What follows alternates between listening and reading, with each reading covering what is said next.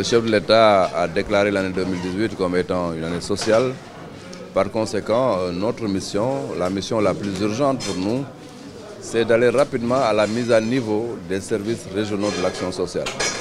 En termes de moyens logistiques, de locomotion, tous les services seront dotés de véhicules 4x4, mais aussi on a un important programme de réhabilitation des infrastructures ergonomiques de travail de ces services régionaux. Et ce que je peux dire, c'est que la santé et l'action sociale représentent un binôme inséparable. Et aujourd'hui, s'attaquer à résoudre les préoccupations des couches les plus défavorisées s'inscrit parfaitement dans le plan Sénégal émergent, dans son axe 2. Et nous voulons effectivement ici dire que notre mission de manière permanente en 2018, mais au-delà, sera de renforcer l'aide à l'action sociale, de renforcer les moyens des services régionaux de l'action sociale pour leur permettre de mieux prendre en charge l'inclusion sociale dans ce pays. Ces véhicules sont destinés aux régions périphériques, notamment Tambacounda, Ziguinchor, Matam, Kédougou et Kolda. Toutes les régions véritablement qui sont les plus périphériques, qui sont les plus éloignées. Parce que c'est le premier lot, il faut donc faire une discrimination positive de ce point de vue. Le deuxième lot qui va venir incessamment va effectivement couvrir le reste du Sénégal.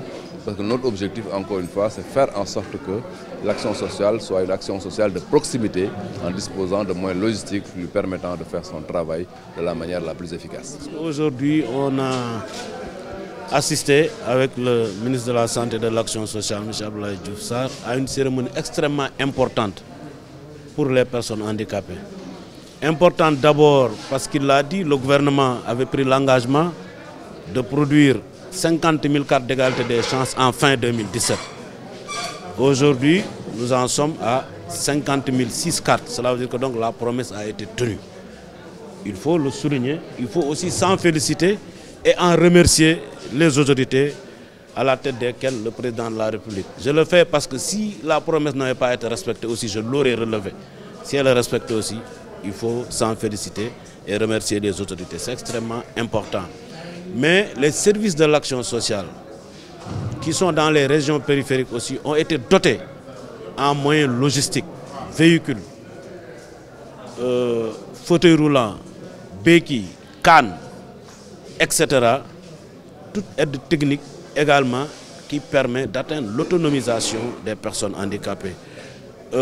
Et en le faisant aussi, le ministère a réglé une vieille doléance des organisations de personnes handicapées qui a consisté à dire qu'il faut doter les services de moyens conséquents pour leur permettre de pouvoir atteindre toutes les cibles où qu'elles se trouvent.